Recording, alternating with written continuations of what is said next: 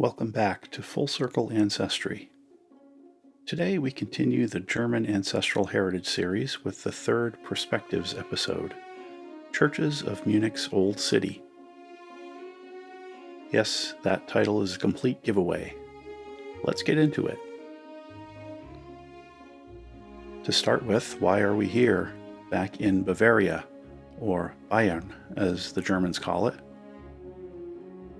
Well, during my trip that underpinned this series, I ended up having a canceled return flight that resulted in an extra day in my departure city for returning to the USA, Munich, or München as the Germans call it.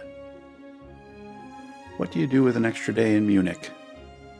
Well, there are several things I can think of. Anyway, I've spent a lot of time in Munich and seen many of its sights. In looking at this map of Munich's walled city center in 1803, I had an idea for a sort of mini pilgrimage.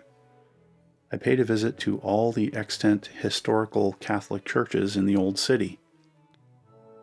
This Perspectives episode seemed to be a good place to recap that experience. Not knowing quite what I was in for, I got an early start and committed to taking only a handful of pictures at each building. That was not easy. And I needed to be clear about my boundaries. The church had to have been on the 1803 map. It had to still exist as a Catholic church in its original location. Finally, it had to be open to the public free of charge, more because I didn't want to mess with lines and crowds than being a cheapskate.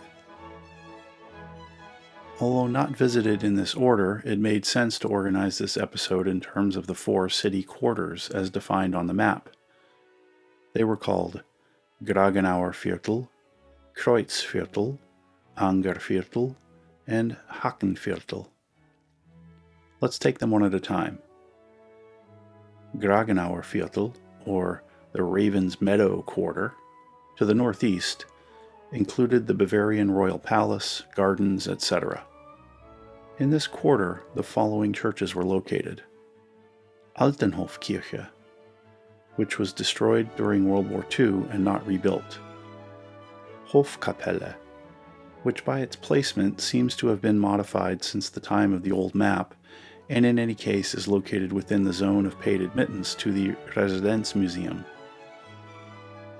And the Evangelisches Hofbethaus, which from 1800 to 1833 was the only Protestant church in Munich. After the Lutherans moved elsewhere, the building was repurposed. The Catholic Allerheiligen Hofkirche was built later nearby, but not in the same location. That's 1 quarter completed, and so far we haven't seen a single church. I hope this gets more interesting. Kreuzviertel is where the rubber, or whatever my shoes are made of, will start meeting the road. Historically, there were 8 churches in this quarter.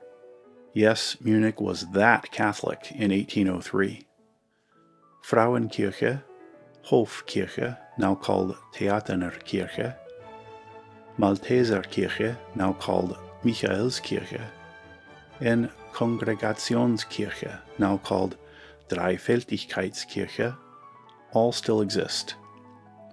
Schulkirche, also known as Karmeleiterkirche, is defunct. Bürgersaal is extant. Herzog Max Kapelle is also defunct.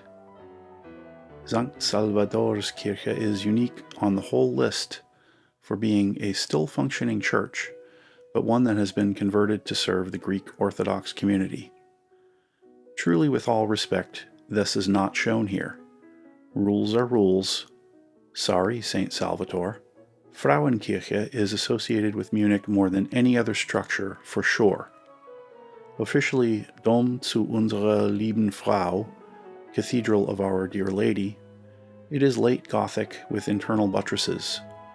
Construction began in 1468. The towers are 98 meters or 323 feet tall, completed in 1488. The church was consecrated in 1494.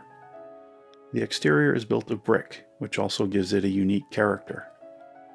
Heavily damaged in World War II, it was not fully restored until 1994. Frauenkirche has 3 naves, all 31 meters or 102 feet high. Theatener Kirche St. Cajetan und Adelheid, the Theatine Church of St. Cajetan and Adelaide, was called Hofkirche, or Court Church, on the map, probably a shorter informal name. Constructed from 1663 to 1690 in the Italian High Baroque style, it was consecrated in 1675, before the towers and dome were completed. The two towers are about 65 meters, or 212 feet high, with a 71 meter or 233 foot dome. The Rococo facade was added in 1768. It also suffered severe damage during World War II. There is a theme here. I think several of the churches that no longer exist were simply not rebuilt after the bombing destruction. Thankfully, Theaternerkirche was mostly restored by 1955. Michaelskirche, St. Michael's Church, was referred to as Malteserkirche on the map, again an informal name. The Order of Malta managed the church in the 17 and 1800s. It is the largest Renaissance church north of the Alps, constructed from 1583 to 1597, when it was consecrated. The facade statues include Bavarian Wittelsbach rulers and, of course, St. Michael the Archangel. Also damaged during World War II, it was brought back into order quickly within the 1940s. Dreifältigkeitskirche, Trinity Church, was earlier referred to as Kongregationskirche, since it was built by the congregation as a votive church, during the War of Spanish Succession, in hopes it would spare them from the Austrians, which seems to have worked. At the risk of stating the obvious, it is done in the late Baroque style, built 1711 to 1718. The dome fresco is by Cosmas Damian Azam, who we'll hear about again along with his brother. Now for an honorable mention, here is Bürgersaal, the Citizens' Hall, built in 1709 to 1710 as a prayer and meeting hall for the Marian Congregation of Men.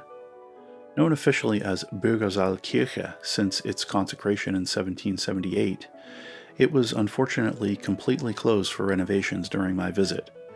In Angerviertel, there were 5 churches in 1803, of which only Peterskirche and Heiligengeistkirche survive. But boy are they special ones. St. Sebastianskirche, Angerkirche, and Kleine St. Sebastianskirche do not remain. Poor St. Sebastian. He once had 2 Munich churches to his name, and now he has none. St. Peter's Church, known as Alter Peter, or Old Peter, is on the site where a church was first founded in the 700s, well before Munich was founded as a city in 1158. It was reconstructed in 1368, and finally the 91-meter or 299-foot spire was added in the 1600s. There are 8 bells in its tower, and for some unrelated and unknown reason it displays 8 clock faces. It was also heavily damaged in World War II, but what's new? Heiliggeistkirche, the Church of the Holy Spirit, is also another old-timer. A parish church since 1271, it was destroyed by fire in 1327, then reconstructed by 1392. The original Gothic building was transformed into the Baroque style in the 1720s, with stucco ornamentation by the Azam brothers, Cosmas Damian and Egid Quirin. I told you they'd be back. Hakenviertel is the last of our old city sections. We'll cover the first 3 on the list: St. Annakirche, Kreuzkirche, and St. Johanneskirche in detail. Seminariumkirche, Josefspitalkirche, and Herzogspitalkirche have all been lost to time. Damenstiftskirche St. Anna, the Women's Collegiate Church of St. Anna, had its cornerstone laid in 1733 and was consecrated in 1735. Also destroyed in World War II, it was restored by the 1980s based only on available photographs. The Azam brothers fashioned the interior of this church as well. Unfortunately, I couldn't see it during my visit due to a temporarily closed sign. Structural issues were discovered during a restoration cycle, and fundraising continues to generate the funds needed for the intense renovation. Allerheiligenkirche am Kreuz, the Church of All Saints, also called Kreuzkirche, was built in 1478 at the cross point of 4 roads. It is a mixture of Gothic and Baroque, with simple brickwork on the outside belying the beauty of the inside. We end with Azamkirche, formerly St. Johann Nepomuk Kirche, or the Church of St. John Nepomuk. Our favorite brothers Cosmas Damian and Egid Quirin Azam commissioned it. After about 13 years of work, the church was completed in 1746 with the intention of it being their own private chapel. Nothing doing! Word got out and they allowed it to be open to the public. The visual spectacle of this space is a clear flex by the Azam brothers, and a grand finale on which to end this episode. Thanks for watching the German Ancestral Heritage series. See you next time in part 4, in which we'll cross one more country border and get a double dose of ancestral fun. I'll talk to you then. Take care.